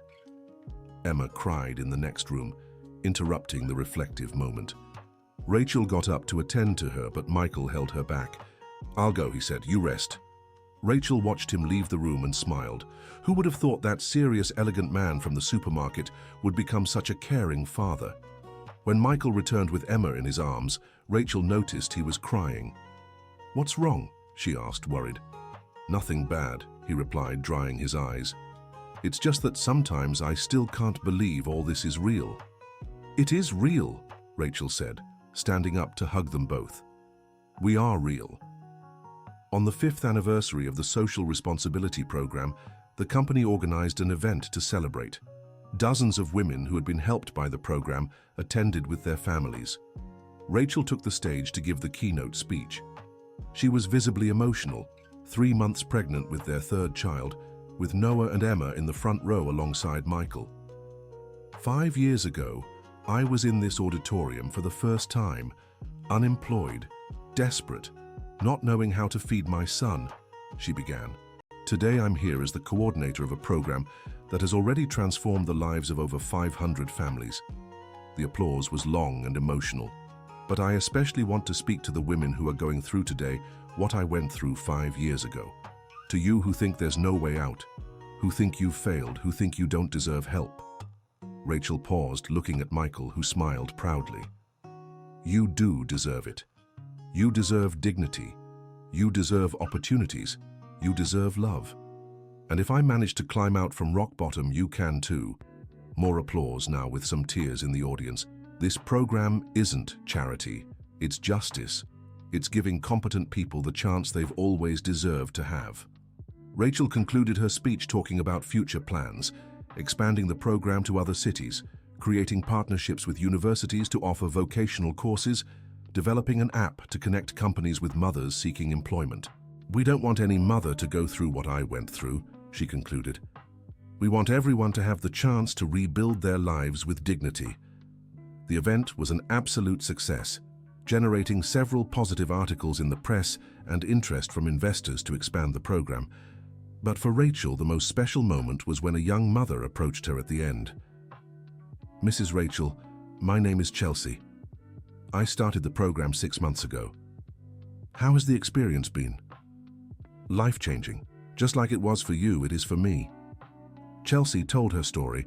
She had also been abandoned by her boyfriend when she got pregnant, had also gone through hardships, had also felt invisible to the world. "What struck me the most was when you said in the interview that this isn't charity, it's opportunity," Chelsea continued, "because I always felt ashamed of needing help. And now? Now I feel proud that I took the opportunity." Rachel hugged Chelsea, seeing in her a reflection of herself 5 years earlier. "You will achieve everything you want," said Rachel. "I'm sure of it." "How can you be sure?" "Because you have the same determination I had. And determination is worth more than any advantage." In the car on the way home, Michael commented on the speech. "You were brilliant today. I was nervous. It didn't show. You were born for this." "For what?" "For inspiring people, for leading, for making a difference." Rachel smiled, stroking the belly where their 3rd child was growing. I never imagined my life would take this turn." "Neither did I. But it's the best possible turn." At home, they found Brandon playing with Noah and Emma. He had become a constant and beloved presence, not only as Noah's father, but as a family friend. "How was the event?" he asked. "Emotional," Rachel replied. "And you? How was your day with the kids?" "Perfect. Noah helped me change Emma's diaper." "I really helped," Noah said proudly. "And Emma slept all afternoon, the calmest baby in the world." That night, as they put the children to sleep, Rachel reflected on how the family had formed in an unconventional way, but one that was perfect for them. "Michael, do you think we're raising the children properly?" she asked. "With this different family?" "I think we're raising them with love, stability, and values. The rest is just details." "But Noah has two fathers. Noah has two people who love him unconditionally. That's luck, not a problem. And when they ask how we met, we tell them the truth, that sometimes the best things happen in the most difficult moments." Rachel and Michael's third child was born the following summer, a boy they named Ethan. With 3 children at home, life became busier but also richer. Noah, now 4 years old, had become an exemplary big brother. Emma, 2 years old, was a perfect blend of Rachel and Michael's personalities. And Ethan was a calm baby who seemed to sense the family's peace from birth. "Now we're officially a big family," Michael joked, watching the house full of toys and children's laughter. "And do you regret it?" "Regret what? Having the happiest home in New York City?" On the 6th anniversary of the Social Responsibility Program, Rachel received an award from the New York City government. The prize recognized her work in integrating vulnerable women into the workforce. "This award isn't mine," she said in her acceptance speech. "It belongs to all the women who had the courage to start over. It belongs to all the companies that believed in our project. And especially, it's from the man who 5 years ago paid for a gallon of milk for a stranger and changed 2 lives forever." In the audience, Michael cried without hiding it.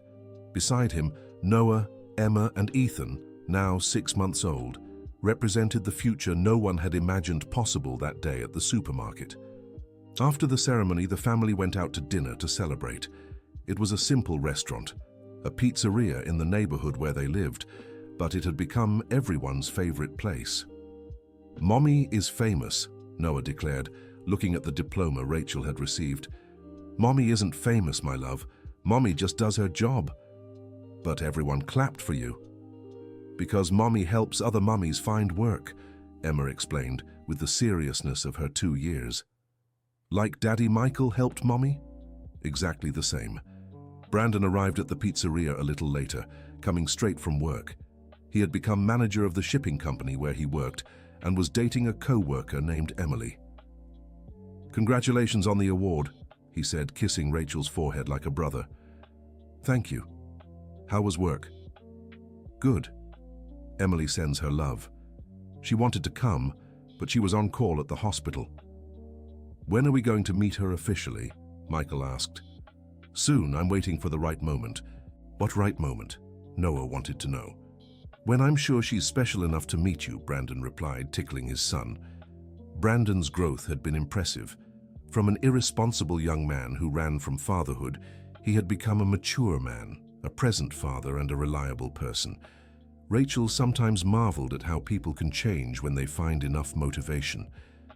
At the end of the night, after Brandon had left and the children were asleep, Rachel and Michael sat on the balcony of the apartment they had bought the previous year, bigger, with 3 bedrooms and a small garden. "Michael, can I ask you a question I've always wanted to ask?"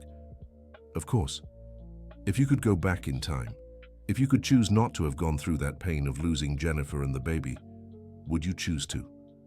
Michael thought for a long time before answering. "That's a hard question." "Why?" "Because if I hadn't gone through that, I probably wouldn't have been at the supermarket that day. I wouldn't have noticed you. I wouldn't have felt the need to help." "So you wouldn't choose to?" "I would choose to have both," he answered. "Jennifer and our baby alive, and also you and our children. But since that's impossible, and since life is made of choices we can't make, I hold on to the certainty that every pain we've lived through has led us here. Do you think Jennifer would approve of our family? I'm sure she would. She always said I was too good to be alone. Rachel smiled, stroking his hand. And you? Michael asked. If you could go back and make Brandon not leave. No, Rachel answered without hesitation. If Brandon hadn't left, I never would have discovered what I'm capable of. I never would have gone through that experience at the supermarket. I never would have met you. Not even missing that younger Rachel who believed in eternal love. That Rachel was naive. This Rachel knows that eternal love exists, but it's built day by day, with conscious choices and a lot of work. And is this love eternal? This love is forever. 10 years after the meeting at the supermarket, Rachel was being interviewed for a documentary about women entrepreneurs. The Social Responsibility Program had become an independent NGO, serving women throughout the state of New York. How would you describe your journey? Asked the journalist. As proof that no one is disposable, Rachel answered, that every person deserves a second chance, an opportunity to show their worth. And what would you say to a woman going through today what you went through 10 years ago? That she should accept help when it comes, that she shouldn't confuse dignity with pride, and that she should believe it's always possible to start over. What moment do you consider most important from these 10 years? Rachel thought for a moment.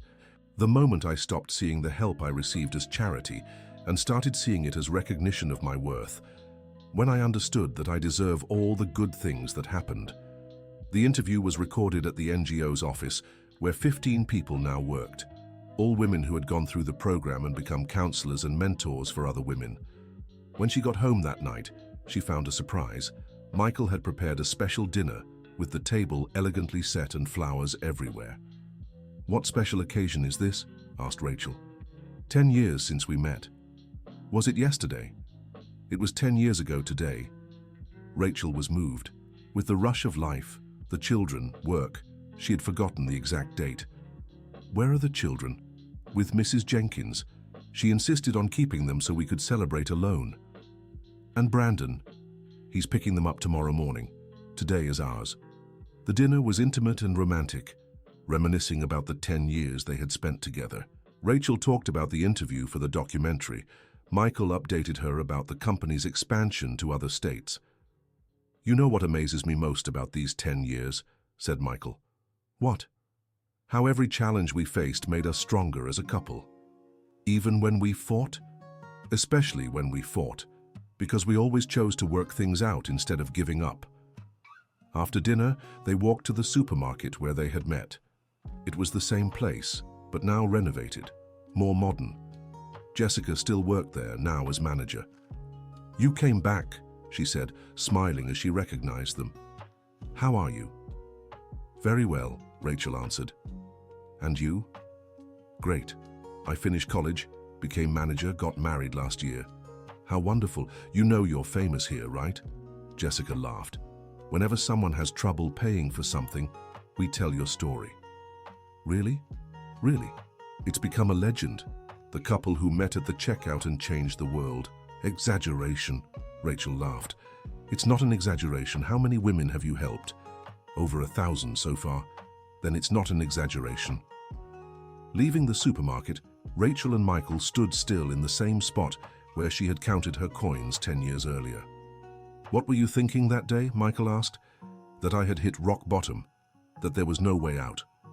And now? Now I know there's no rock bottom. There's only the place from which you decide to climb up. And if I hadn't been here that day, but you were, and that's the only reality that matters. They walked back home hand in hand as they had 10 years ago, but now with the certainty that they had built something solid and lasting. In the bedroom before sleeping, they found a note from the children that Mrs. Jenkins had helped write. Mom and Dad, thank you for meeting at the supermarket. If you hadn't met, we wouldn't exist. Love Noah, Emma, and Ethan. They don't even know the whole story. Rachel laughed, emotional. They'll know when they grow up, and they'll understand that sometimes the best things in life start in the most difficult moments. Michael, yes? Thank you for changing my life. Thank you for changing mine." And so, 10 years after a chance meeting in a supermarket, Rachel and Michael celebrated not just the anniversary of when they met, but of a whole life built together. A life that began with a situation of need and turned into a story of love, family, and purpose. Noah was now 9 years old and had inherited his mother's sense of justice. Emma, at 7 years old, showed the same determination as Rachel. Ethan, at 5, had Michael's natural kindness, and a fourth child was on the way, a happy surprise they had discovered the previous month. 4 children, Rachel had said when she saw the test result. 4 children, Michael had repeated, smiling. "Are you sure you want another one?" "With you, I want as many as come." And so, at 35, Rachel was preparing to be a mother for the 4th time, this time with all the structure and support she hadn't had with Noah. The difference was striking, but she never forgot where she came from. Every Friday, religiously, she visited the supermarket where it all began. Not to shop, she could now afford to shop at more sophisticated places, but to remember where she came from and to occasionally help some mother going through a situation similar to hers. "It's personal therapy," she explained to Michael. "It helps me not forget who I am." It was on one of these Fridays that she witnessed a familiar scene. A young mother at the checkout, counting coins, unable to cover the cost of a basic purchase. The employee, it wasn't Jessica anymore, who had transferred to another shift, was impatient, and a line was forming. Rachel approached. "Excuse me," she said, addressing the employee. "I'll pay for her purchase." The young mother turned around, surprised and embarrassed. "You don't have to, ma'am. I'll just take what I can afford." "It's not charity," Rachel said, smiling. "It's an opportunity." The words echoed what Michael had said to her 10 years earlier. The young woman looked at her curiously. "My name is Rachel, and if you'd like, we can talk about some job opportunities." The young woman, who was named Amanda, accepted the conversation. A week later, she was being interviewed for a position at Rachel's NGO. A month later, she had secured a placement at a partner company. "It's like history repeating itself," Michael commented when Rachel told him about Amanda. "It's not repeating, it's multiplying." "How so?" "Every woman we help will help others. It's an endless cycle. And you never get tired." "How could I get tired of doing what gives me purpose?" Rachel and Michael's 4th daughter was born on a December morning, just a few days before Christmas. They named her Sophia, and she came into the world smiling, as if she knew she was arriving into a family full of love. 4 children, Brandon commented, holding the newborn. "You two never stop." "We're stopping now," Rachel laughed. 4 is good." "Sophia will have many brothers to protect her," said Noah, now 10 years old and seriously taking on the role of big brother. "And many uncles too," Brandon added. "Because you know I consider all these kids my nieces and nephews, right?" It was true. Brandon had become an official member of the extended family. He had married Emily 2 years earlier, and they were godparents to Ethan. Emily, a nurse, had fallen in love with the whole family and was especially affectionate with the children. "Uncle Brandon, when are you and Aunt Emily going to have a baby?" Emma asked, with the frankness of her 8 years. "Soon," Brandon replied, winking at Rachel. "Very soon." That's how they found out that Brandon and Emily were also expecting a child. The news filled the family with joy. "Noah is going to have a cousin," Rachel said, moved. "And I'm going to be a real grandmother," Mrs. Anderson added. She had become a constant and beloved presence in the family, and the children adored her. "What do you mean, a real grandmother?" Noah asked, confused. "Aren't you our real grandmother?" "I am, my love," Mrs. Anderson quickly corrected herself. "It's just that now I'm going to be a biological grandmother, too." "I don't understand the difference," Noah said, shaking his head. "There is no difference," Michael explained. "A grandmother is a grandmother, no matter how she became one." That was the philosophy of the family they had built. Love doesn't depend on biology, it depends on choice and dedication. That Christmas, the house was especially full. Besides the immediate family, present were Mrs. Jenkins, who had become the official grandmother to all the children, Brandon and Emily, Mrs. Anderson, Mr. Thompson, who had become a close friend, Jessica and her husband, Amanda from reception and her family, and even Chelsea, the young woman Rachel had helped at the supermarket. "This is the family we chose," Rachel said in the speech she gave every year before dinner. "And this is the family that chose us," Michael added.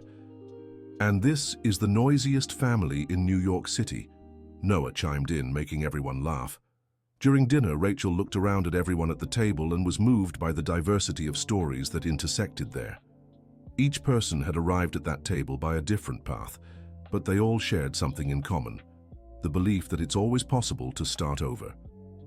After dinner, when the children were playing with their presents and the adults were chatting in the living room, Rachel stepped out to get some air on the porch.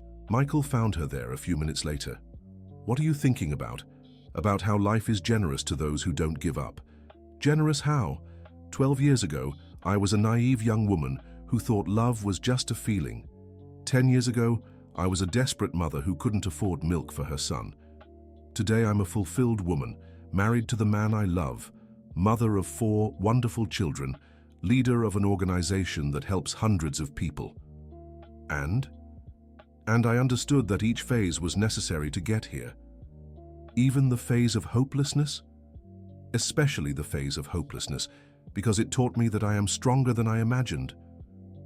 And if you could give a piece of advice to the Rachel of 10 years ago, I would tell her to accept the help from the man at the supermarket without fear and without shame. And I would tell her that moment wasn't the end of the story. It was the beginning of the best part. 15 years after the meeting at the supermarket, Rachel was being honored by the federal government as one of the most influential women in the field of social assistance. The program that began as a small initiative in one company had become a national network, serving women all across the United States. "In accepting this honor," she said in her speech in Washington, D.C., "I accept on behalf of all the women who had the courage to accept help when they needed it, and who later became sources of help for others."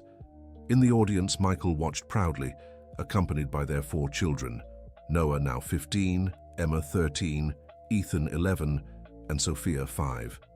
"Mommy is really important," Sophia whispered to her father. "Very important," Michael agreed. "More important than you?" "Much more important than me. But you're important too." "Why?" "Because you're the one who helped Mommy at the supermarket." The story of the meeting at the supermarket had become legend in the family. The children constantly asked to hear it, always fascinated by how a simple gesture had changed so many lives. "Daddy, tell the milk story again," Ethan asked during the flight back to New York City. "Again?" Michael laughed. "You already know it by heart." "But I like it," Sophia said. "It's the best story in the world." "Once upon a time," Michael began, imitating a fairy tale tone.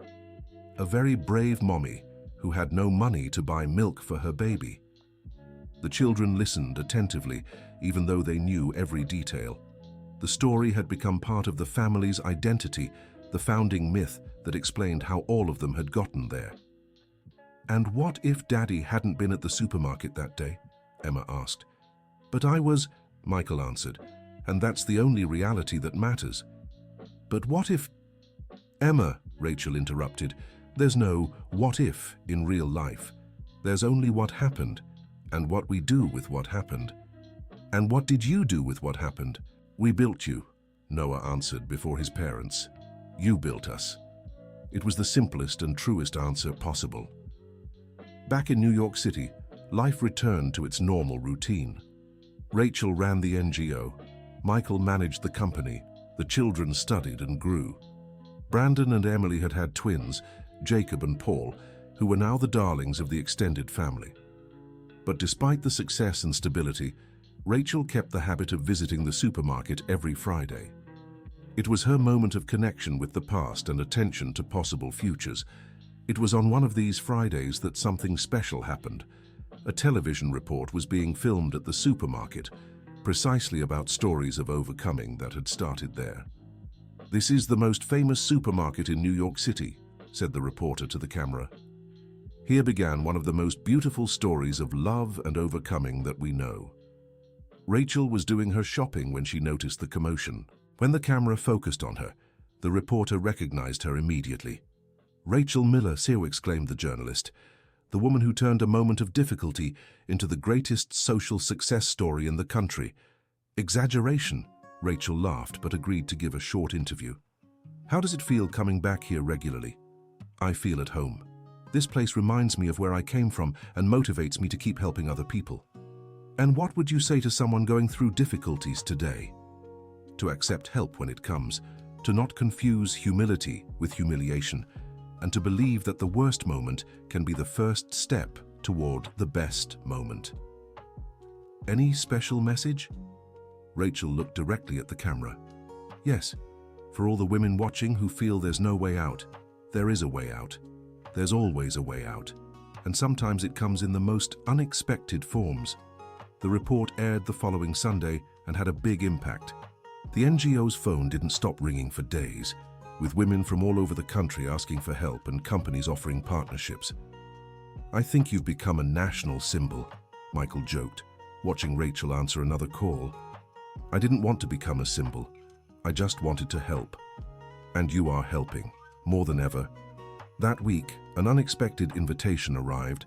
The government wanted to create a national program based on the model of Rachel's NGO.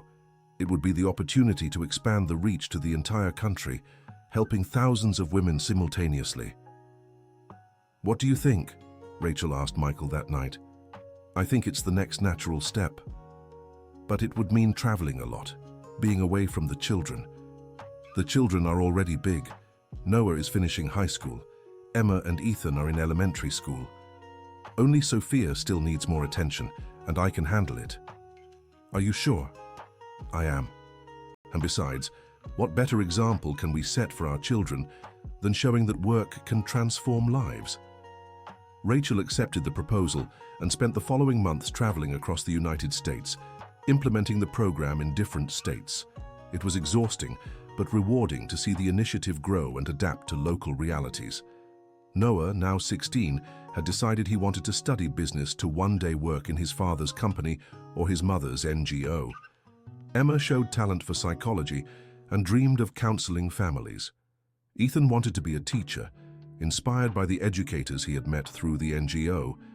And Sophia, still little, already played helping people with her dolls. All our children want professions that involve helping others, Rachel observed one day. Is it genetic? Michael joked. It's example, she answered. They grew up seeing that our happiness comes from making a difference. It was during one of these business trips that Rachel received a call that would change everything again. It was from Jessica, from the supermarket. Rachel, you need to come here. Something incredible happened. What was it? Do you remember the girl you helped a few years ago, Amanda? Of course.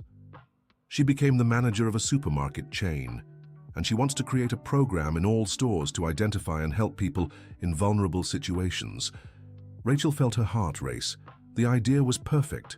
Supermarkets were places where need manifested itself clearly, where it was possible to identify who needed help. When can I meet with her? Tomorrow, if you want. She's eager to talk. The meeting with Amanda was exciting. The young woman Rachel had helped 3 years earlier was now a successful executive, married, mother of a young daughter. I want to repay what you did for me, said Amanda, but in a way that can help thousands of people. The project she proposed was ambitious. Train supermarket employees to identify customers in difficulty, establish partnerships with local businesses to offer jobs, and create an emergency fund for immediate help. It's as if the circle is closing, Rachel commented to Michael that night. How so? It all started in a supermarket. Now it can be present in all supermarkets across the country. The Second Chance program was launched 6 months later, initially in New York City, then expanding across the entire country. Amanda led the implementation in the supermarkets. Rachel handled the professional training part. In the first year, the program identified and helped more than 5,000 families. Stories like Rachel's multiplied daily at supermarket checkout counters throughout the United States. Mommy, you fulfilled your dream, Sophia said one night at 7 years old. What dream, my love? To help all the mommies in the United States. Rachel smiled, moved by the simplicity and accuracy of her daughter's observation. Not all of them yet, Sophia, but we're getting there. It was on the 20th anniversary of the meeting at the supermarket that Rachel and Michael decided to do something special. They organized a big party at the same supermarket where they met, inviting all the families that had been helped by the programs over the years. More than 1,000 people attended. The supermarket parking lot was transformed into a large party hall with tents, music, games for the children, and emotional testimonials.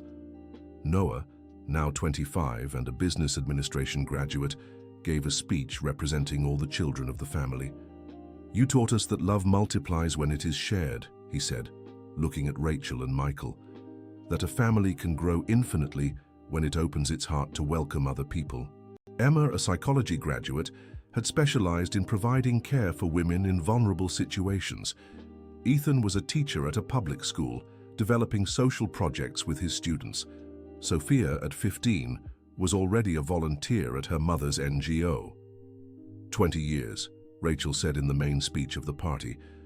20 years since a kind man paid for a gallon of milk for a stranger. Today, that stranger is responsible for a program that has already helped more than 50,000 families across the United States. The applause was deafening. But what moves me the most are not the numbers, it's the stories, like that of Mrs. Mary, who at 50 got her first formal job and is now a coordinator at a company. Like that of Jane, who left the streets and is now a lawyer. Like that of Patricia, who went hungry with 3 children and is now the owner of a bakery. Rachel paused, looking at the crowd of smiling faces. Each one of you proves that there are no disposable people. There are only people who need an opportunity. When the party ended, Rachel and Michael were alone in the supermarket, in the same aisle where they had met 2 decades earlier. "We did it," said Michael. "Did what?" "Turned pain into purpose. Turned need into movement. Turned a chance encounter into the life-changing moment for thousands of people. And we created the most beautiful family in the world," Rachel added. "The family that started with a gallon of milk." They laughed, embraced, looking at the empty supermarket. That's where it all began. That's where their lives had crossed and been forever transformed. "Michael, I have a confession to make," said Rachel. "What?" "Sometimes I still buy milk here, even though I don't need to, just to remember where I came from." "I know. You know? Sometimes I see you, and sometimes I come here too for the same reasons. And what do we think when we see this place? That life has an incredible sense of humor, and that sometimes miracles happen in the most ordinary places." 5 years later, Rachel was being interviewed for a book about women who changed the United States. At 50 years old, she was considered one of the most influential personalities in the country in the social field. "What's the secret to your success?" asked the writer. "It's no secret," Rachel replied. "It's accepting help when you need it, and offering help when you can. But you did much more than that. I did what anyone would do if they had gone through what I went through. The difference is that I was lucky to find good people along my way." "And your husband? How does he feel being married to such a famous woman?" Rachel smiled. "Michael always says he married a desperate mother and woke up one day married to a national leader. But he also reminds me that I've always been the same person, just now with more resources to help." "And the children? How do they handle their mother's fame? With great pride and with great responsibility. They know they carry a legacy, and they take it seriously." "What legacy?" "The legacy that it's always possible to start over, that no one is too small to make a difference. That love, when it's true, multiplies infinitely." The interview was published on the cover of a national magazine with the headline, "The Woman Who Turned a Gallon of Milk into Hope for Millions." That night, the whole family gathered for dinner to celebrate another achievement. Everyone was there: Rachel and Michael, their 4 now adult children, Brandon and Emily with their teenage twins, Mrs. Jenkins, now 80 years old but still active, Mrs. Anderson, some grandchildren who had arrived in recent years. "Look how far we've come," said Noah, raising his glass in a toast. "How far have we come?" Ethan asked. "To a table that seats 20 people, where no one goes hungry, where everyone has a job, where all the children go to school, where there's more than enough love." And it all started with the courage of a mother who didn't give up on her son, Emma added. And with the kindness of a man who didn't pass by a stranger indifferently, Brandon finished. And with the generosity of God, who brought together two people who needed each other, Mrs. Anderson concluded. Rachel looked around the table and felt her heart overflowing with gratitude. 25 years after that terrible day in the supermarket, her life was everything she had ever dreamed could be possible. Michael held her hand under the table and whispered in her ear, "Thank you for letting me pay for that milk." "Thank you for insisting on paying," she whispered back. And there, at that table full of love and history, Rachel understood that she had built much more than a family or a successful career. She had built a legacy of hope that would continue to multiply through her children, grandchildren, and all the lives she had touched along the way. The gallon of milk had turned into an ocean of possibilities, and the story that began with tears of despair now inspired smiles of hope across the whole country. Sometimes, truly, miracles start in the simplest places and spread in ways we can't even imagine. It just takes one person having the courage to help and another having the humility to accept help. And so they lived happily ever after, not because they never had problems again, but because they learned that shared problems become smaller and shared joys become greater. The end. Now tell me, dear listener, what did you think of this story of overcoming and love? Do you believe that chance encounters can change entire lives? Have you ever been through a similar situation, whether helping someone or being helped? Share your experience in the comments because I love reading your real stories. If this narrative touched your heart in any way, don't forget to leave your like and, most importantly, subscribe to the channel so you don't miss other moving stories like this one. Until next time.